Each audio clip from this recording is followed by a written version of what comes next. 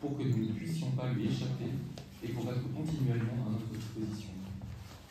Jésus m'a aussi dit que la divine volonté est en avant de nous, en arrière de nous, à notre droite, à notre gauche et partout, et qu'elle sera aussi au centre de nous au ciel.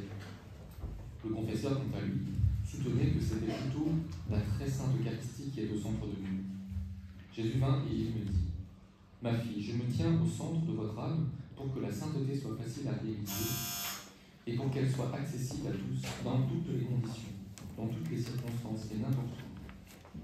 C'est vrai que la Sainte Eucharistie est aussi au centre. Mais qui l'a instituée? Qui a contraint mon humanité à s'enfermer dans une petite hostie? N'est-ce pas ma volonté? Ma volonté a la suprématie sur tout.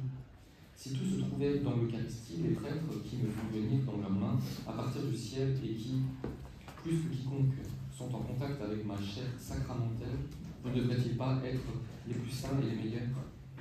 Cependant, plusieurs sont les pires. Pauvre de moi, comment me traite-t-il dans la Sainte Eucharistie? Et les nombreuses âmes qui me reçoivent, même à tous les jours, ne devraient-elles pas être toutes des saintes si l'Eucharistie était suffisante? En réalité, et cela est à faire pleurer, beaucoup de ces âmes restent toujours au même point, vaines, irascibles, pointilleuses, etc. Pauvre Eucharistie, comme elle est déshonorée. Par contre, on peut voir des mères qui vivent dans ma volonté sans pouvoir me recevoir à chaque jour à cause de leurs conditions. Non pas qu'elles ne le désirent pas, et qui sont patientes et charitables, et qui dégagent la fragrance de mes vertus eucharistiques.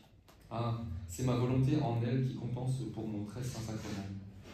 En fait, les sacrements produisent des fruits selon que l'âme est ajustée à ma volonté. Et si l'âme n'est pas ajustée à ma volonté, elle peut recevoir la communion et rester l'estomac vide, aller à confesser et rester sale. Une âme peut venir devant ma présence sacramentelle, mais si nos volontés ne se rencontrent pas, je serai comme mort pour elle. Ma volonté seule produit tous les biens, et donne vie aux sacrements eux-mêmes. Ceux qui ne comprennent pas cela montrent qu'ils sont des bébés en religion.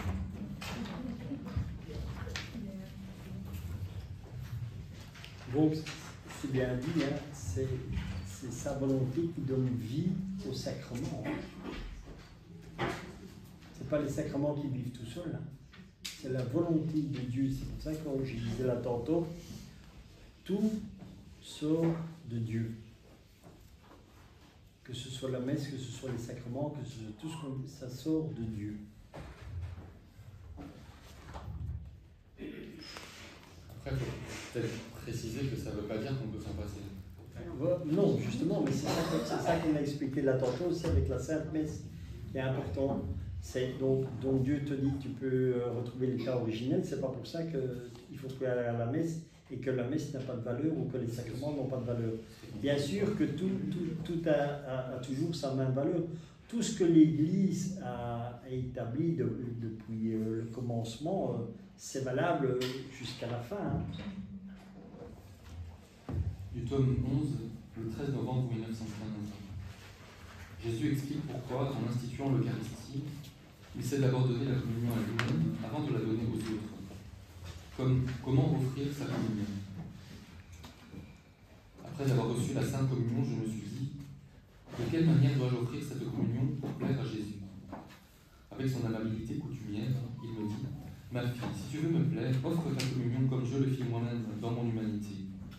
Avant de donner la communion aux autres, je me suis donné la communion à moi-même pour que mon Père reçoive la gloire complète pour toutes les communions des créatures, et aussi pour prendre en moi les réparations pour tous les sacrilèges et les offenses que mon humanité aurait à subir dans le sacrement de l'Eucharistie. Puisque mon humanité englobait la divine volonté, elle englobait aussi toutes les réparations de tous les temps.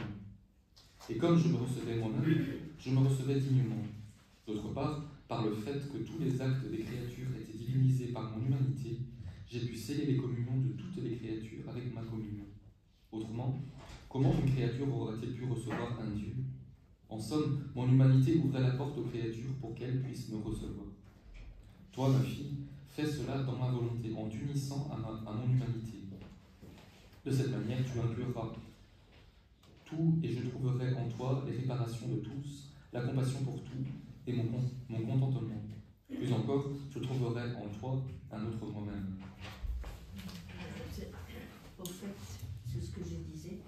c'est grâce à son humanité. Parce que si Jésus était resté Dieu, il n'aurait pas compris ce que nous étions, nous humains. Et c'est par son humanité. On comprend, mais Jésus est resté Dieu. Ah oui, je ne dis Vous pas, voulez mais dire, il a fait l'expérience humaine. S'il n'était pas devenu homme, s'il n'avait pas été homme. Tome 11, le 8 septembre 1916. Il faut aussi comprendre pourquoi il devient un homme. Pourquoi? C'est pour nous montrer un exemple à suivre. Tu vois? Si tu prends exemple sur la vie de Jésus, toute ta vie, elle sera parfaite. C'est ça. C'est pour ça que Dieu s'est fait homme. La première chose, pourquoi il est venu sur la terre, c'est pour nous réconcilier avec Dieu, pour refaire l'union entre la créature et Dieu, parce qu'elle était brisée. La deuxième raison pourquoi il est venu, c'est pour nous racheter. Et la troisième raison pourquoi il a pris notre humanité aussi, c'est pour nous servir, pour qu'il soit l'exemple à suivre. De la même manière que toutes les familles chrétiennes devraient prendre exemple sur la Sainte Famille. Être une famille parfaite, eh bien, tu veux avoir une famille parfaite, prends exemple sur la Sainte Famille. C'est tout ça en fait, hein, en réalité. Et la vie, elle est vraiment simple, hein, parce qu'on dit, la vie, elle est compliquée et tout. C'est nous-mêmes qui avons compliqué les choses. Parce que Dieu nous a tout donné. Il nous a tout donné pour que notre vie, elle coule de source, on dira. Tu vois? Mais non, ça ne nous intéressait pas. On a voulu faire tout de nous-mêmes, on s'est pris supérieur à Dieu. On a dit on est plus intelligent que Dieu. Et la preuve, tu en es où? Où elles en sont les familles à l'heure actuelle? Explosées de tous les côtés. Voilà. Voilà, parce qu'on n'a pas pris exemple sur eux. Et aussi, Jésus, il est l'exemple pour l'Église aussi. Hein. Tu vois, c'est le prêtre parfait, hein, Jésus. Tu vois, si l'Église si les hommes d'Église prenaient exemple sur Jésus, tout serait parfait. Mais il y en a que ça ne les intéresse pas. Et c'est ça qui fait qu'il y a ce déséquilibre, si tu veux, qu'on est en train de subir maintenant. Eh bien, l'Église, elle fait quoi? Elle suit son chemin de croix, comme le Christ. Alors que tout pourrait être simple, hein. Il suffisait de suivre son exemple. Mais encore une fois, il y a des gens qui ça n'intéressait pas. Donc ils ont dit, on va faire ce que nous désirons. Voilà. Est-ce que c'est réellement simple? Oui, c'est pas très compliqué. Le problème, c'est la volonté humaine, c'est ça. La quoi que tu fasses, la volonté humaine t'amène à ta ruine. Ouais, c'est la volonté humaine qui veut toujours prendre le dessus aussi. Voilà, donc, et pourquoi? Parce que c'est l'orgueil. Et l'orgueil, c'est qui? C'est le malin. Voilà. Oui. À la messe, on remarque que le prêtre communie d'abord. Quand nous sommes à la messe, avant la communion, le prêtre communie d'abord. Et le Seigneur dit, je me suis communié moi-même. À ce moment-là, nous pouvons demander à Jésus de nous donner sa propre communion et de communier en nous. À ce moment-là, notre orgueil et notre faiblesse et machin disparaissent. Parce que Jésus va prendre la communion et il va nous communier juste comme il a fait à la scène. Donc, il n'y a plus ma volonté propre ou mon désir de quoi, mais au moment que le prêtre communie, à ce moment-là, je dispose mon cœur à ce que Jésus vienne faire de moi une hostie vivante. C'est ça que je voulais, quand Jésus dit qu'il se reçoit lui-même. Ça se réalise. Et quand le prêtre pose cet acte-là, eh bien, en fait, il fait exactement ce que Jésus fait. Et ici, il dit, voilà, je me suis donné la communion à moi-même pour que mon Père reçoive la gloire complète pour que toutes les communions des créatures et aussi pour prendre en moi les réparations. Eh bien, tout ça, c'est le prêtre, en fait. Et même le prêtre, parfois, il ne réalise même pas, tu vois. Eh bien, d'où l'importance, eh bien, lui, il fait exactement comme Jésus. Il prend l'Eucharistie, lui, d'abord, pourquoi? Eh bien, pour rendre gloire à Dieu. Tu vois? Pour rendre la gloire parfaite à Dieu. Parce que le prêtre agissant est parfait. Encore, il faut savoir si on peut communier ou pas. Excusez-moi, Communier, c'est pas difficile. Si tu es en état de péché mortel, tu sais que tu ne dois pas communier. Ouais, voilà, mais il faut encore le savoir, quoi. Il faut encore le savoir si, voilà, c'est un état de conscience aussi, à part. Je trouve, hein, personnellement. Si je ne l'avais pas demandé, par exemple, si je pouvais ou pas, je continuerai à le prendre. C'est juste qu'il faut en avoir la connaissance. Oui, mais ça, on le sait pas forcément. Tout chrétien devrait le savoir, quand même. Normalement, voilà. C'est vrai que ça fait partie du catéchisme. Donc effectivement, on l'apprend. Alors oui, c'est pas inné. C'est pas que moi. Mais c'est vrai qu'on l'apprend. Ouais. Je sais pas si vous voulez qu'on parle de ça un peu. Moi, je voudrais bien, franchement. Bon, rapidement, il y a 3 conditions pour que un péché qu'on soit appelé grave ou mortel. Il y en a une objective et il y en a 2 subjectives.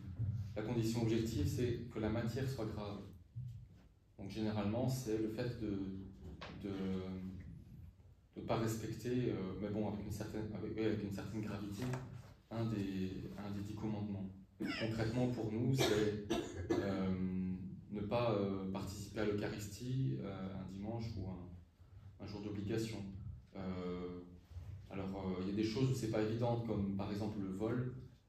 Si c'est, je sais pas moi, un bonbon, on va dire c'est pas grave, bon, on peut discuter. Voilà, bon, je ne vais peut-être pas donner plus d'exemples. Le catéchisme donne un certain nombre d'exemples aussi de choses qui en elles-mêmes sont des matières graves. Des choses comme, je sais pas moi, l'adultère ou même la pornographie en sont. Voilà, donc c'est objectivement ce qui est fait. Après, il y a 2 autres conditions qui sont subjectives, c'est la conscience, la pleine conscience et aussi la liberté. Donc là, après c'est vrai que par rapport à ces éléments subjectifs, vous allez peut-être trouver, selon différentes personnes, même différents prêtres, différentes interprétations, c'est possible. Moi personnellement, je préfère être prudent, donc je considère qu'on a la conscience et la liberté à partir du moment, pour la conscience, où on le sait. Je pense que quand on sait quelque chose, on a la conscience du coup. Donc quand on sait que c'est mauvais, quand on sait que c'est grave, bah, c'est qu'on a conscience du coup que c'est mauvais et que c'est grave. Et puis après, la liberté, bah, qu'on le fait de soi-même, qu'on n'a pas été forcé à le faire. Voilà. Et je pense que c'est largement préférable d'avoir une position, enfin voilà, de considérer cela comme cela, parce que, bon, évidemment, ça va nous pousser en fait, à profiter, si je peux dire, du sacrement de la réconciliation, ce qui est toujours une bonne chose. Toujours. C'est vrai que c'est un acte d'humilité. Si vous regardez dans tous les saints, une vertu qu'ils avaient absolument tous, il n'y a aucune exception à ça. C'est justement l'humilité. Et puis après, c'est toujours une grâce qu'on reçoit. Non seulement du pardon de nos péchés, mais aussi ensuite une grâce de force pour avancer dans la vie avec Dieu. Ça va? Bon. On continue. Du tome 11, le 8 septembre 1916. Les actes faits dans la divine volonté sont simples et agissent pour tout et sur tous. Pardon, et agissent sur tout et sur tous. Ce matin, après la communion, je me sentais complètement fusionné dans la volonté de mon aimable Jésus, et je nageais en rien. Qui pourrait dire comment je me sentais? Je n'ai pas de mots pour le décrire. Jésus me dit, ma fille, quand une âme vit dans ma volonté, on peut dire qu'elle vit divinement sur la terre. Oh, comme j'aime voir les âmes entrer dans ma volonté pour y vivre divinement et y répéter ce que mon humanité faisait. Quand je me suis donné la communion, je me suis reçu moi-même dans la volonté du Père, et ce faisant, non seulement j'ai tout réparé, mais par l'immensité et l'omniscience de la divine volonté, j'ai donné la communion à tous, Et voyant que beaucoup n'allaient pas profiter du sacrement de l'Eucharistie, ceux qui allaient offenser le Père puisque ces gens allaient refuser de recevoir ma vie, je donnais au Père satisfaction et gloire, comme si tous allaient recevoir la communion.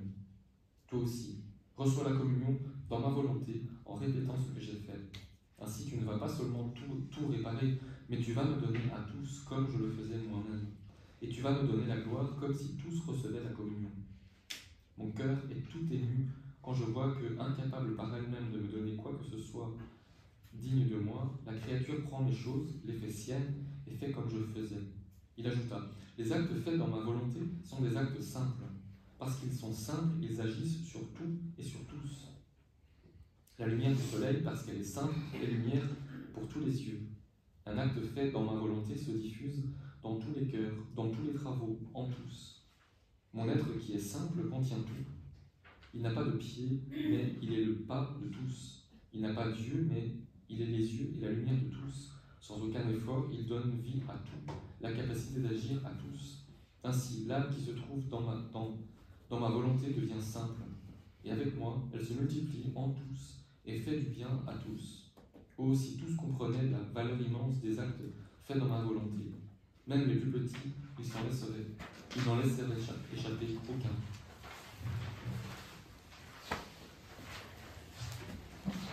Donc ici, Jésus nous fait bien comprendre aussi que ce que nous faisons, nous, on peut le faire au nom de tous et pour tous. Et on peut aller dans le passé, dans le présent et dans le futur. Ça veut dire que moi, je peux assister maintenant à l'Eucharistie et je dis, Seigneur, dans ta divine volonté, je communie à ton corps et à ton sang pour toutes les âmes du passé, pour toutes les âmes présentes et toutes les âmes futures. Donc, c'est pour toutes les créatures, même ceux qui sont dans des états de péché, ceux qui ne connaissent pas Dieu et tout ça, ils reçoivent réellement Dieu, sans qu'eux en soient conscients. Mais ils le verront le jour où ils mourront, le jour où on se retrouve au ciel, et bien là ils verront. Tu vois, tu as des gens, comme on peut le dire, n'importe quelle créature, que tu sois juif, musulman, protestant, athée, tout ce que tu veux, tu as reçu le corps et le sang du Christ. Parce que moi, je lui ai demandé à Dieu et que je sais que le Seigneur, il fait ce que je lui demande, puisque je le demande dans sa volonté. Et je le fais dans sa volonté. Donc c'est lui qui me suggère de le faire. Tu vois, c'est ça qui est extraordinaire dans la divine volonté. Et que humainement, tu ne peux même pas réaliser, même pas comprendre. Et tu ne sais jamais tomber dans l'orgueil de la divine volonté, parce que tu ne fais rien. Tu demandes quelque chose, mais tu t'adresses à Dieu. Tu t'adresses à personne, tu dis à personne. Tu vois ? Et toute la vie dans la divine volonté, c'est ça. Toutes les prières dans la divine volonté, c'est ça. Tu vas faire des choses extraordinaires que toi, tu sais, que tu en es pleinement conscient, parce que tu le fais avec Jésus. Mais il n'y a que Jésus et toi qui le savez. Et personne ne le voit, il va y avoir plein de miracles qui vont se passer, et toi tu ne vas pas prendre la grosse tête parce que tu ne le sais pas. Et tu ne vas jamais dire c'est grâce à moi qu'il y a eu ça ou ça, non, parce que tu n'en sais rien. C'est Dieu qui a agi. Toi, tu as fait confiance dans ce que Dieu t'a dit, le Seigneur te donne une manière de prier, prie comme il veut, il te donne une manière de communier, communie comme lui il fait, et tout sera parfait. Et tu n'as rien fait. Voilà. Moi, c'est ce que je dis. Je suis dans la divine volonté, mais je suis un fainéant, parce que je fais rien. C'est Dieu qui fait tout. Moi, je reste dans mon petit fauteuil, et voilà. Et je suis tranquille. Je peux poser une question? Oui. Lorsque Dieu avise d'un danger, comme dans Paul, quand il emmène dans le futur, et que le Seigneur lui montre des choses à venir, enfin, moi, un prêtre m'a dit, à part prier, tu ne peux rien faire, mais c'est très difficile parce que il y a la culpabilité. Personnellement, dans mon expérience, je me suis sentie très coupable parce que lorsque ces choses sont arrivées, c'était un peu des rêves prémonitoires, lorsque ces choses sont arrivées réellement, j'ai énormément culpabilisé parce que je me disais, si j'en avais parlé avec quelqu'un, peut-être que ça aurait remonté à un supérieur qui aurait pu éventuellement faire de la prévention pour que ça ne soit pas quelque chose qui fasse un dégât énorme. comment gérer Mais déjà si tu as, comme on dit, des rêves prémonitoires ou des visions, la première chose à faire, c'est tu vas à l'église et tu demandes au prêtre pour aller au sacrement de réconciliation. Et quand tu vas au confessionnal, tu expliques cette situation au prêtre. oui. Et dans le confessionnal, ne t'inquiète pas, c'est Jésus qui va t'écouter. Et Jésus te donnera la réponse. Si ça vient de Dieu, tu auras l'éclaircissement. Si ça vient du démon, ça partira. Et tu n'auras pas de culpabilité. C'est ça toujours les premières choses à faire et que les gens n'ont pas le bon réflexe. Quand c'est des choses comme ça, va au confessionnal. Et là c'est là que tu as toujours toute la lumière.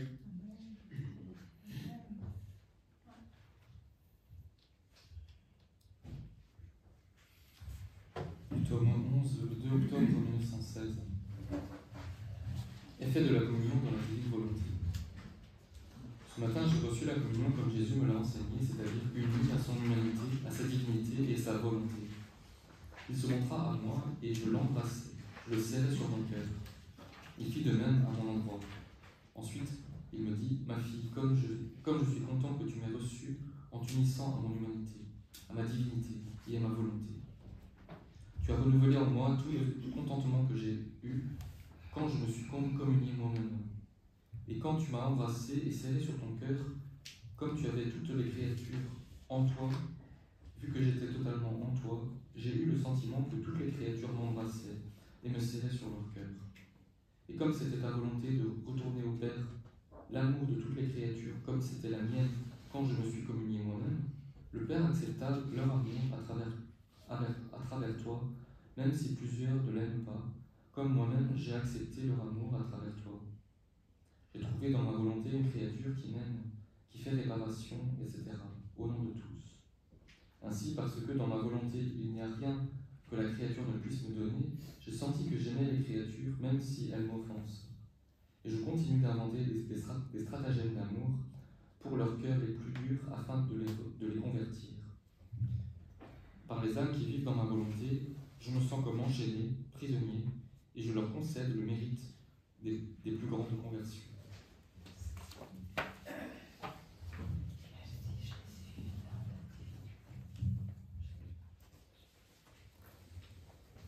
Du tome 15, 27 mars 1923.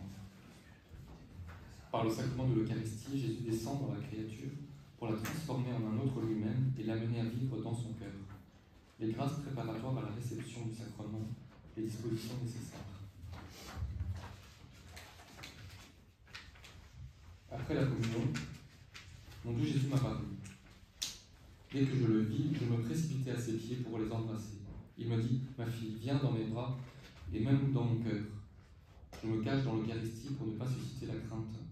Ce sacrement me plonge dans l'abîme le plus profond de l'humiliation pour élever la créature jusqu'à moi afin qu'elle devienne une avec moi, que mon sang sacramentel coule dans ses veines, que je devienne la vie de chacun des battements de son cœur, de chacune de ses pensées et de tout son être.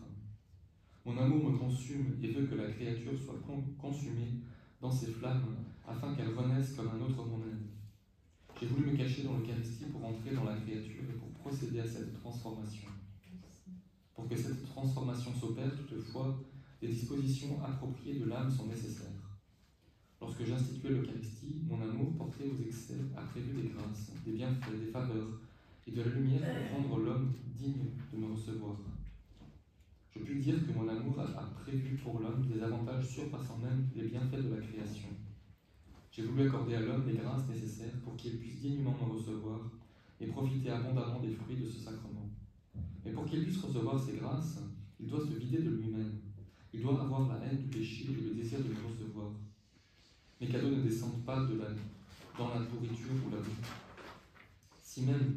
Si l'âme n'a pas les bonnes dispositions pour me recevoir, je ne trouve pas en elle l'espace vide où déverser ma vie. Tout se passe comme si j'étais mort pour elle et elle pour moi. Je brûle, mais elle ne sent pas mes flammes. Je suis lumière, mais elle reste aveugle. Hélas, que de douleurs je trouve dans ma vie sacramentelle. Un grand nombre d'âmes, manquant des dispositions requises, ne tirent aucun bénéfice de ce sacrement et finissent par me donner la nausée. Si elles persistent à me recevoir de cette façon, il en résulte pour moi une continuation du calvaire, et pour elles, la damnation éternelle. Si ce n'est pas l'amour qui les incite à me recevoir, c'est une insulte de plus qui m'assaille et un péché de plus sur leur conscience. Prie et fais réparation pour les nombreux abus et sacrilèges commis dans ce sacrement. Bon, mais à l'heure actuelle, et c'est malheureux, à l'heure actuelle, il y a des gens qui sont en état de péché mortel et tout ça, et ils vont communier. Et réellement, ils se mettent leur propre condamnation sur eux.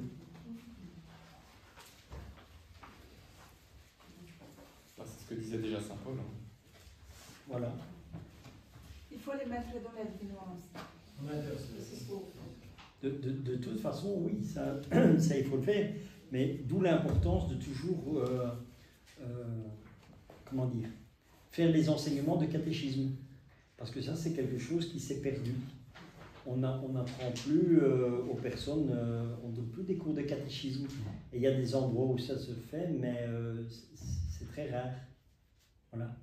Parce que c'est important de rappeler tout cela. Parce que les gens, le mariage, c'est la même chose. Hein. Les gens, ils vont se marier à l'église, pourquoi? Pas parce qu'ils veulent voir Dieu, parce que c'est une tradition. Voilà. Alors, parce que ça fait bien. Voilà. Et c'est malheureux parce que, en général, quand ils vont aller se marier à l'église, après quelques années, malheureusement, quand c'est fait par tradition, ben, ils divorcent.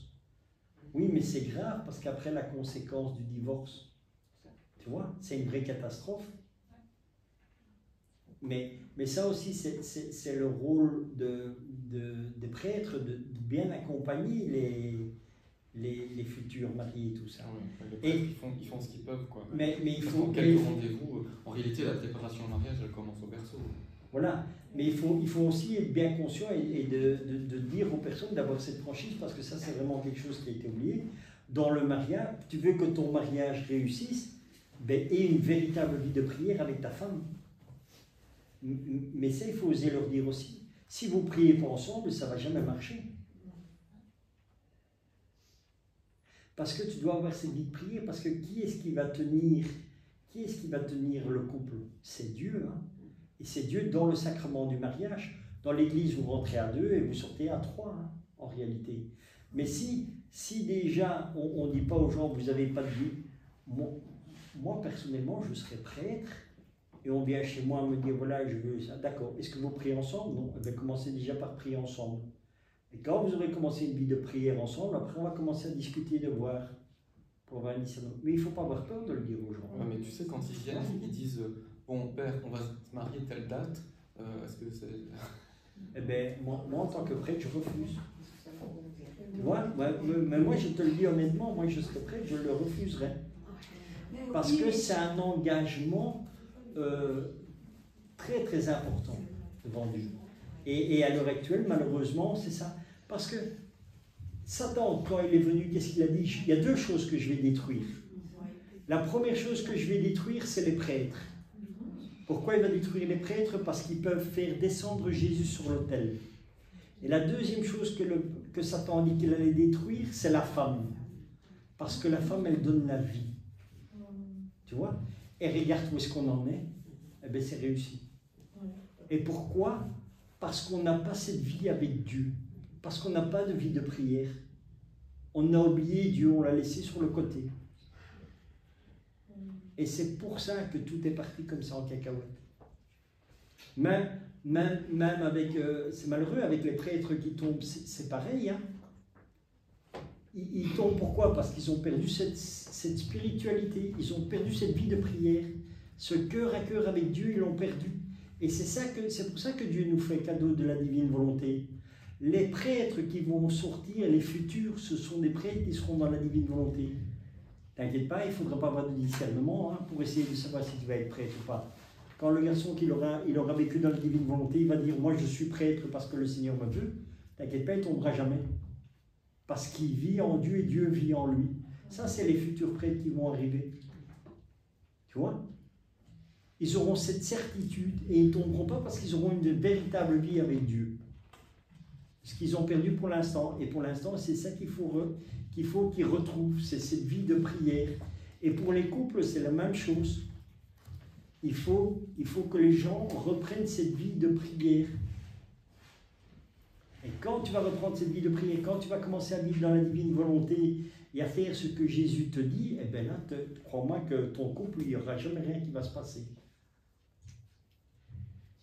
Voilà. Mais bien sûr, et c'est ça qu'il faut réapprendre aux gens. À l'heure actuelle, c'est ça qu'il faut dire. Il faut revenir aux bases.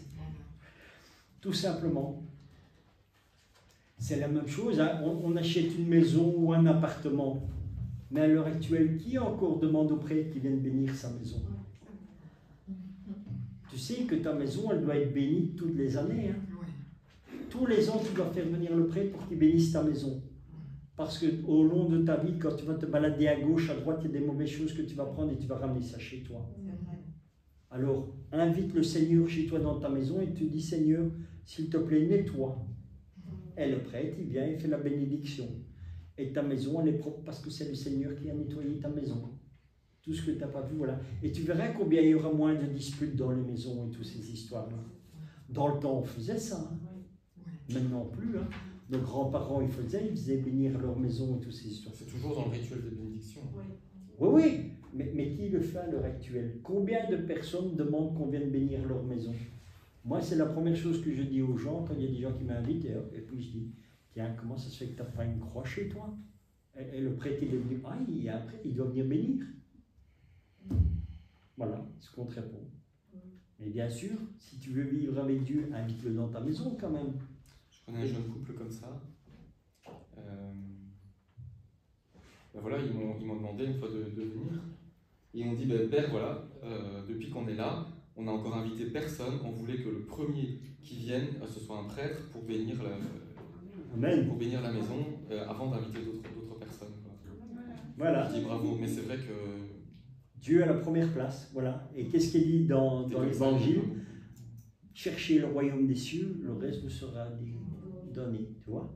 Donc, invite le prêtre, c'est Jésus que tu invites, boum, tout le reste va découler, ne t'inquiète pas.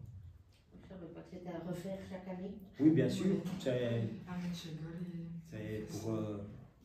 Autant de Pâques. Voilà. Chez nous, c'est au baptême du Christ. Ah oui. Dans l'église gréco-catholique. On va faire au baptême du Christ. Oui, c'est ça. Et ça dure un mois. Du tome 21, le 26 février 1927. Là où règne ma volonté, elle forme trois cordes d'or pur. La divine volonté apparaît dans toute la création. En attendant son retour, mon aimable Jésus me fit souffrir. Oh, comme ma petite âme se langue de lui, et à quoi se voit-elle réduite sans lui? Elle est comme une terre sans eau et sans soleil, qui meurt de soif dans une obscurité si grande que je ne sais où faire un pas pour retrouver le seul qui puisse me donner de l'eau, étancher ma soif et faire que le soleil se lève pour éclairer mes pas, afin de pouvoir trouver celui qui m'a quitté. Ah Jésus, Jésus, reviens. Ne sens-tu pas mon cœur qui bat en toi, qui appelle et peine à battre sans ce qui le fait vivre, et qui n'a plus la force de t'appeler? Je disais tout cela. Mon très grand bien, Jésus, se manifesta en moi et me fit voir trois cordes. Elles étaient assemblées et fixées dans les profondeurs de mon âme. Ces cordes descendaient du ciel où elles étaient reliées à trois cloches. Je voyais Jésus comme un petit enfant qui, avec des grâces infinies, tirait très fort sur ces cordes qui résonnaient alentour. Tous venaient voir qui faisait sonner ces cloches et avec tant de force pour attirer l'attention du ciel tout entier. J'étais moi-même stupéfaite. Jésus me dit, ma fille, dans l'âme où règne ma volonté, il y a trois cordes d'or pures qui descendent de la puissance du Père, de la sagesse du Fils et de l'amour du Saint-Esprit. Et lorsque cette âme travaille, aime, prie et souffre, je prends en main les cordes et je mets en branle notre puissance, notre sagesse et notre amour pour le bien et la gloire de tous les bienheureux et de toutes les créatures. Le son de ces cloches est si fort et si harmonieux qu'il invite tout le monde à la fête. C'est pourquoi chacun accourt pour célébrer ton acte. Ainsi, tu peux voir que les actes de l'âme où règne ma volonté sont formés au ciel dans le sein de ton Créateur et qu'ils descendent sur terre par le moyen de ces trois cordes, de notre puissance, de notre sagesse et de notre amour, avant de retourner à leur source pour rendre gloire à la divinité. Je prends plaisir à tirer sur ces cordes pour que tous entendent le son de ces cloches mystérieuses. Après quoi j'entendis que l'on exposait le Saint-Sacrement dans mon église. Je me disais que pour moi, il n'y avait ni service religieux ni exposition de Saint-Sacrement. Mon doux Jésus, sans me donner le temps d'ajouter une autre pensée, vint me dire, ma fille, l'exposition du Saint-Sacrement n'est pas nécessaire pour toi, car quiconque fait ma volonté a la plus grande et la plus continuelle exposition que je puisse avoir, à la plus grande et la plus continuelle exposition que puisse avoir ma volonté dans toute la création. De fait, chaque créature animée par ma volonté forme toutes les expositions pouvant exister. Qu'est-ce qui forme ma vie divine dans l'Eucharistie? Ma volonté. Sans ma suprême volonté qui anime l'hostie, il n'y aurait pas en elle de vie divine. Ce ne serait qu'une simple hostie blanche qui ne mériterait pas l'adoration des fidèles. Or, ma fille, ma volonté est exposée dans le soleil. Et tout comme l'hostie est recouverte d'un voile qui cache ma vie, le soleil a lui aussi un voile de lumière qui a caché ma vie. Et pourtant, qui s'agenouille, qui envoie un baiser d'adoration, qui remercie ma volonté, exposée dans le soleil? Personne, quelle ingratitude! Et malgré tout, ma volonté ne s'arrête pas. Elle continue à faire le bien sous son voile de lumière. Elle suit les pas de l'homme, elle revêt ses actions. Où qu'il aille, sa lumière est devant lui et derrière lui, pour offrir de le prendre triomphalement dans son sein de lumière et pour lui donner ce qui est bon. Et elle est disposée à lui donner ce bien et cette lumière, même s'il n'en veut pas. Ô ma volonté, combien tu es invincible, aimable, admirable et immuable pour faire le bien, inlassablement et sans jamais te retirer. Vois-tu la différence entre l'exposition de l'Eucharistie et l'exposition continuelle de ma volonté dans toutes les choses créées? Pour l'adoration eucharistique, l'homme doit se déranger. Il doit s'en approcher et se disposer à recevoir ses bienfaits. Sinon, il ne reçoit rien. Mais pour l'exposition de ma volonté dans les choses créées, ce sont les choses qui vont vers l'homme. C'est elle qui se dérange. Et en dépit du fait qu'il ne soit pas même disposé, ma volonté se montre généreuse et l'inonde de ses biens. Et cependant, personne n'est là pour adorer ma volonté éternelle dans toutes ces expositions. Dans le soleil, symbole de l'Eucharistie, ma volonté répand sa lumière, sa chaleur et ses innombrables bienfaits, mais toujours en silence, sans jamais dire un mot, ni même faire un reproche malgré les horribles péchés qu'elle peut voir. Dans la mer, cependant, sous les voiles de l'eau, ma volonté présente ses expositions de manière différente.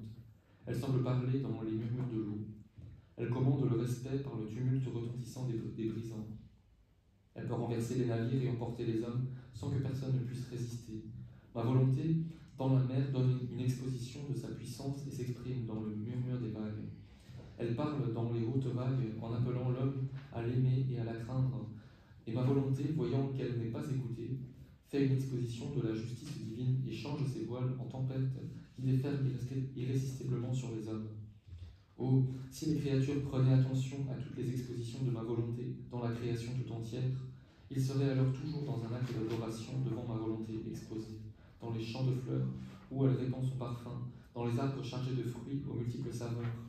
Car il n'est pas une seule chose de créer où ma volonté ne fasse une divine et spéciale exposition. Et comme les créatures ne lui rendent pas les honneurs auxquels ma volonté a droit dans la création, c'est à toi qu'il revient de maintenir l'adoration perpétuelle du Fiat suprême exposée dans toute la création. Tu es ma fille, celle qui s'offre comme adoratrice perpétuelle de cette volonté, qui n'a pour l'instant personne pour l'adorer, et qui ne reçoit pas d'échange d'amour de la part des créatures. Vous voyez ce que j'ai partagé ce matin en vous disant, avec l'adoration, qu'il n'y a pas que dans le Saint-Sacrement de l'Eucharistie qu'on peut adorer Dieu, mais dans toute la création. Dans le soleil, c'est marqué, hein? C'est pas moi qui l'invente. Hein? C'est sa volonté. Et pourtant, qui s'agenouille, qui envoie un baiser d'adoration, qui remercie ma volonté exposée dans le soleil? Tu vois? Dieu est dans tout. Et on peut remarquer aussi, même vis-à-vis de l'Évangile, parce que tu vois, quand il dit ici avec la mer et tout ça, quand il y a la tempête sur le lac, qu'est-ce que Jésus dit? Il ne dit pas au vent et à l'eau de se calmer, et tout lui obéit. Pourquoi est-ce que ça lui obéit? Mais parce que c'est lui qui est dedans, c'est sa création, et la création est soumise à Dieu. Ouais. Eh bien, tu peux adorer Dieu dans l'eau, tu peux l'adorer dans tout. Parce que tout a été créé par Dieu. Et tout ce qui est créé par Dieu est créé par amour. Donc si c'est créé par amour, c'est forcément que Dieu est dedans. Ça ne sait pas être autrement.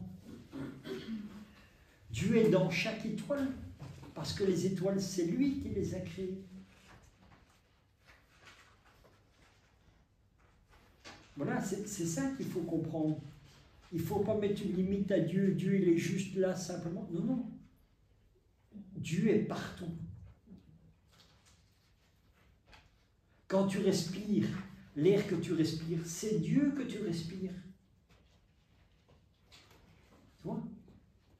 C'est Dieu qui te permet de respirer, et ce que tu respires, c'est Dieu. Mais c'est sûr que si tu vas réfléchir humainement, tu ne vas pas comprendre. Encore une fois, c'est ça. C'est Jésus, mais Jésus le dit dans l'Évangile, mes pensées ne sont pas les vôtres. Mais quand tu vis dans la divine volonté, tu as les pensées de Dieu, puisque tu les fais tiennes. Parce que Dieu dit, dans la divine volonté, entre en moi et prends ce que tu veux. Moi, c'est ce que je fais. J'ai dit, Seigneur, j'entre en toi. Dans ta divine volonté, j'entre en toi. Je prends tes pensées à toi, Seigneur, et je les fais miennes. Et Dieu me donne ces pensées, puisque c'est mon Père. Et que le Père donne tout à son Fils. Merci Seigneur, mes pensées deviennent les tiennes. Et je n'ai plus de pensées humaines, mais je n'ai que des pensées divines. Voilà. Mais encore une fois, ça n'a rien d'extraordinaire. J'ai juste fait ce que Jésus m'a dit de faire. Voilà. Et quand tu fais ça, mais ne t'inquiète pas, Dieu te le donne.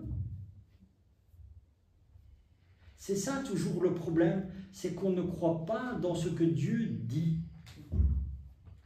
Mais si tu crois dans ce que Dieu te dit, eh bien, pour quelle raison ça ne fonctionnerait pas? Et comment épanouir le fait de croire?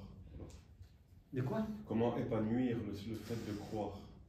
Mais c'est ça, encore une fois, c'est ce que je te dis. Donne ta volonté à Dieu. Tu dis, Seigneur, je te donne ma volonté humaine, en échange, donne-moi ta divine volonté. Et que tous les actes de cette journée se fassent dans la divine volonté. Et c'est tout ce que tu as à faire. Jésus te dit, l'intention suffit, je fais le reste. N'essaye pas de par toi-même parce que tu n'y arriveras pas. Tu ne sauras pas comment ça fonctionne.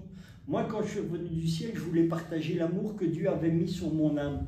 Mais comment tu veux que je le fasse? Donc le meilleur je ne sais pas ouvrir mon corps, hop, et prendre l'amour que Dieu a mis sur mon âme et le donner. Tu vois, c'est Dieu qui le fait. Donc, aie confiance. Donc le meilleur moyen de croire, c'est de donner sa volonté. Voilà, tout simplement. Tu vois que c'est pas compliqué, hein? Donner sa volonté humaine. Voilà. Comment on s'y prend? Eh ben, concrètement. C'est juste ça. Non, mais comment on s'y prend? Le matin, tu dis, voilà, Seigneur, en ce jour... Juste par un acte de parole. Voilà. Et qu'est-ce qu'il est dit dans le prologue de Saint Jean, tu connais? Au commencement était le Verbe, et le Verbe était auprès de Dieu, et Dieu était Verbe. Le Verbe était Dieu. Donc, c'est ça. Comment Dieu a créé tout? Oui, mais il faut dire ça sincèrement. Est-ce que le Seigneur... Il faut dire ça sincèrement. Voilà. Quand tu regardes... Non, ça paraît bête, mais il faut le dire sincèrement. Il faut peut-être se mettre dans un état de... Voilà, je ne sais pas. Oui, vas-y, Victoire. Comment donner... Est-ce que c'était un acte comme ça qui se passe? On l'a dit tantôt avant la pause. Il y a un travail de foi qui doit être une fondation d'abord. Ce travail de foi doit être fait par nous-mêmes avec l'Église. Donc, la personne, avant de dire « oui, je dépose ma volonté dans la tienne, mais qu'est-ce que cela veut dire pour moi ?» Il y a d'abord que je crois qu'il y a la volonté de Dieu, il y a ce que Dieu veut de moi, il y a aussi cette volonté qui m'habite, et le Seigneur veut que nos deux volontés se rencontrent. Donc, ce travail, je vais le faire d'abord.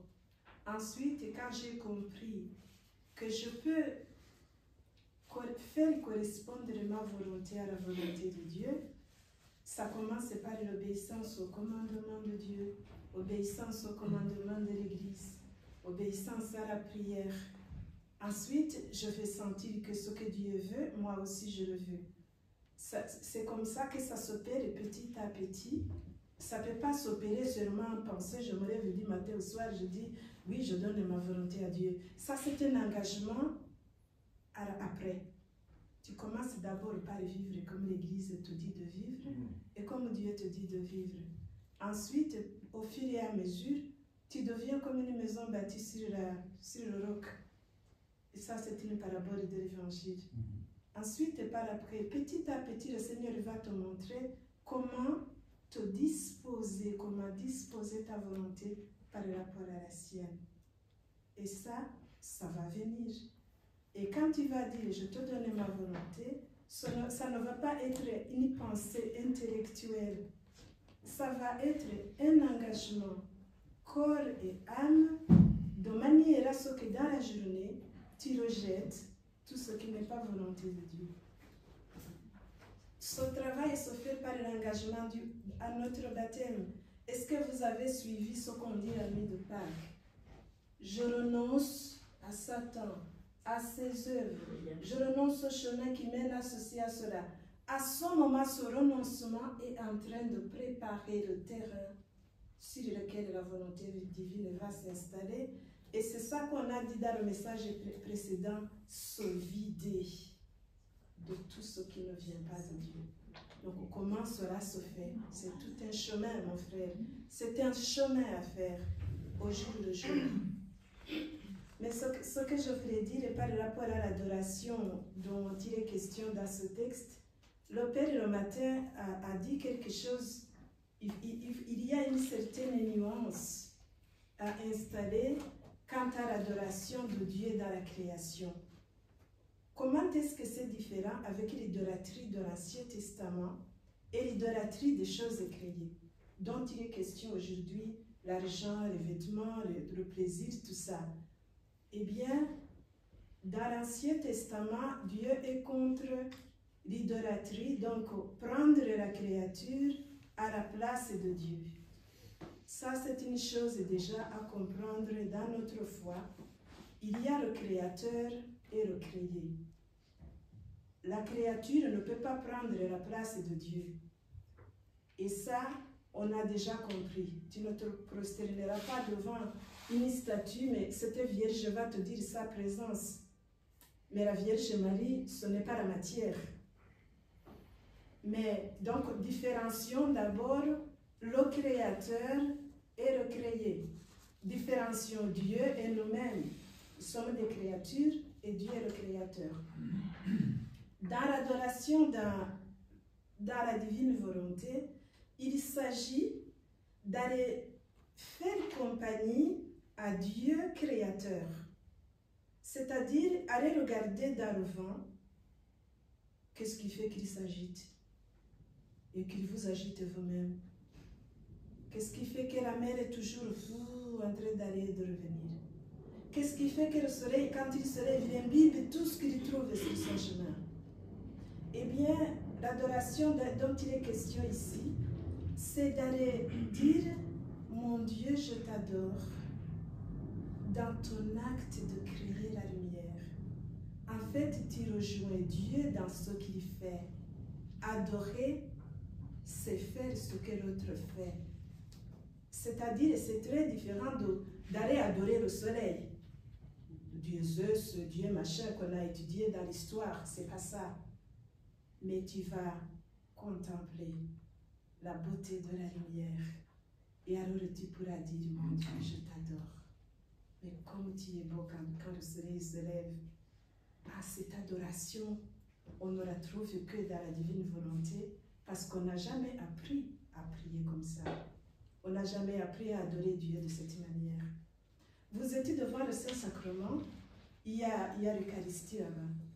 Le Père nous dit, allez-y à l'adoration. Mais on ne nous a jamais assez appris comment adorer le Christ dans le style. Eh bien, Jésus va te dire, d'après ce qu'on a appris dans le catéchisme, ceci est mon corps, ceci est mon sang. Donc, la première réaction devant le Saint-Sacrement, mon Dieu, je crois. Je crois que tu es là. alors à ce moment-là, vous allez rejoindre la présence du Christ dans le Saint-Sacrement et donc vous dépassez les accidents que vous voyez du pain et du vin et vous allez le rejoindre dans ce qu'il fait là. Qu'est-ce que tu fais, Seigneur? Qu'est-ce qu'il a dit avant? Il dit qu'il souffre. Il dit qu'il répare. Il dit qu'il donne la gloire au Père. Et moi, quand je vais à l'adoration, Seigneur Jésus, je vais faire comme tu fais. Apprends-moi à t'adorer comme toi. Tu adores le Père. Et moi aussi, en étant ici, je vais donner au Père la gloire de t'avoir envoyé. Ça, c'est un exemple que je prends. Mais alors, je voulais dire que pour adorer dans le Saint-Sacrement, il faut vraiment dépasser la matière. Et ça, vous allez trouver dans le livre du ciel. En lisant la première fois, tu ne peux pas y arriver. Il faut aller à la maison, relire le passage, écrire ce qui te touche et surtout ce que Jésus dit. Mais Seigneur, comment est-ce que je vais faire? Moi, je ne sais pas faire ça. Apprends-moi à le faire. Et c'est de cette manière-là que toi ou moi ou mon frère ou ma soeur, c'est pas moi qui adore, c'est Jésus qui adore en moi. Et ça, c'est très différent de tout ce qu'on a appris. Amen. Merci. Oui. Est-ce que lorsqu'elle dit c'est Jésus qui adore en moi, ça veut dire que, parce que moi la phrase qui résonne, qui est écrite, quand Jésus, avant de mourir, avant de partir, il avait dit je vous laisserai mon Esprit Saint, et avec mon Esprit Saint vous accomplirez davantage que ce que j'ai fait. Donc quand elle dit Jésus adore en moi, ça veut dire que c'est le Saint-Esprit qui adore en nous. C'est non seulement le Saint-Esprit, c'est la Trinité même.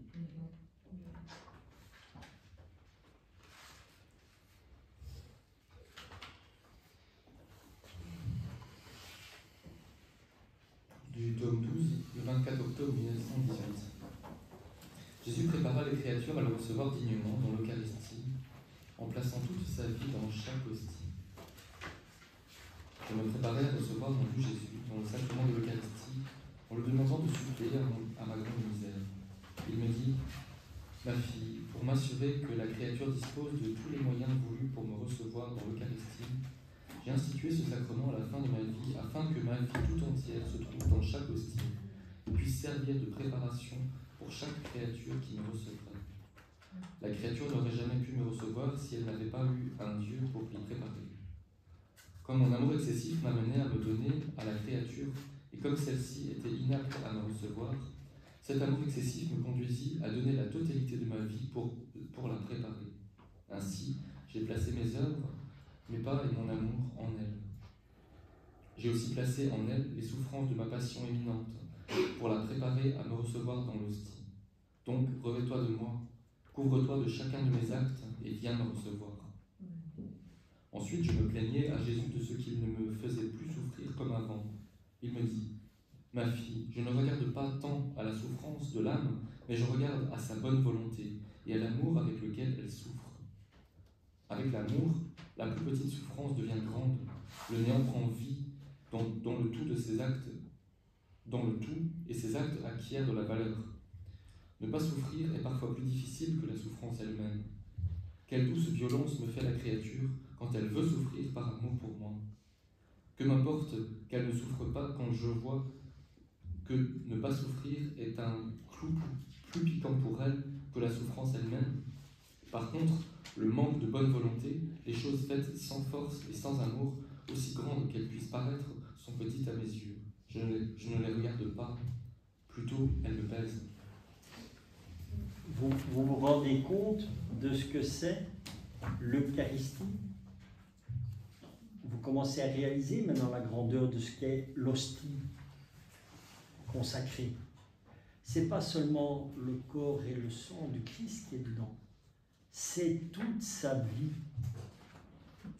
Donc, quand tu reçois le corps et le sang du Christ à l'Église et que tu retournes à ta place, tu peux dire, Seigneur, fais-moi vivre ta vie et tu peux rester sur une méditation de revoir toute la vie de Jésus parce que tu as pris le sacrement de l'Eucharistie. Voilà. Mais tout ça, on ne s'en rend pas compte en fait. Tu vois, tu sais que oui, c'est le corps et le sang du Christ, je reçois. Et alors, c'est ça qui est malheureux parce que tu vois des gens qui vont les mains dans la poche pour aller recevoir le corps et le sang du Christ. Quoi. Tu vois, c'est comme si tu vas au shopping. Mais est-ce qu'on se rend réellement compte de ce qu'est l'hostie? Pardon les amis, Merci. pour ceux qui veulent, je vous attends à l'église, mais je dois y aller. Donc voilà, c'est toute la vie du Christ qui est dans l'hostie.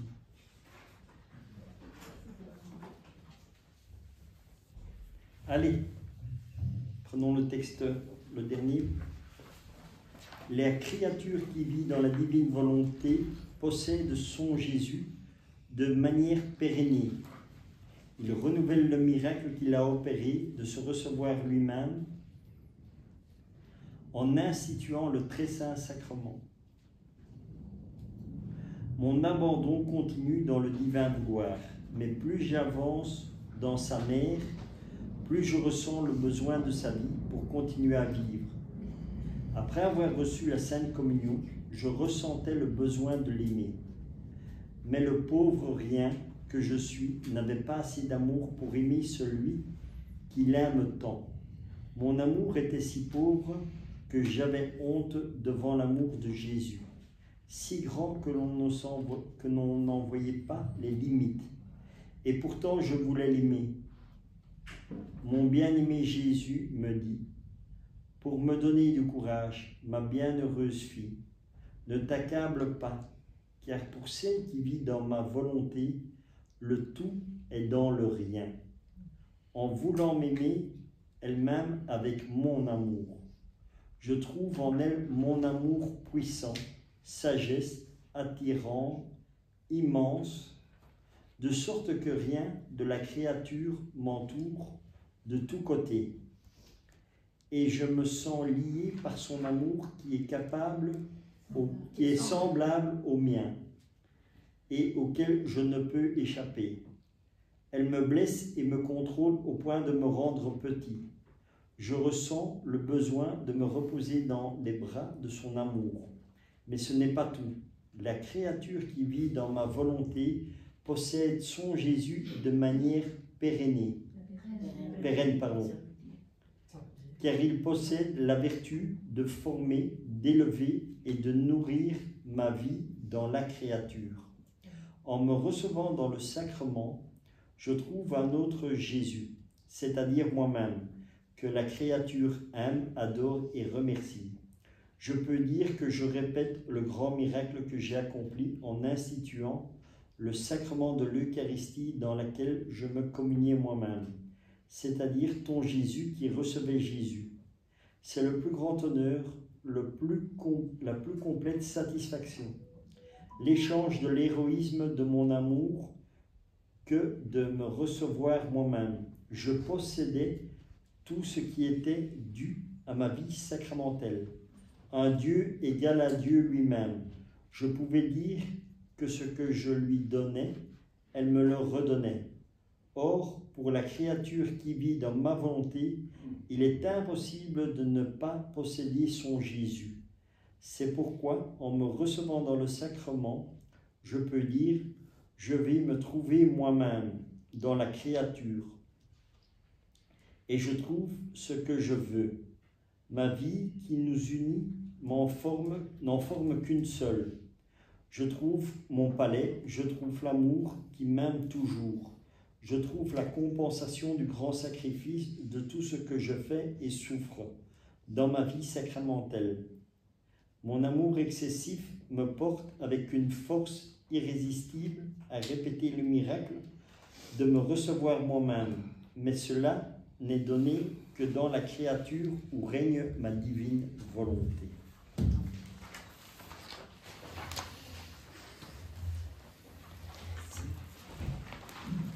Voilà. Rendons grâce à Dieu pour ce petit temps de partage et vraiment je vous invite à relire les textes chez vous, pour calmer tout ça, et vraiment pour avoir un approfondissement.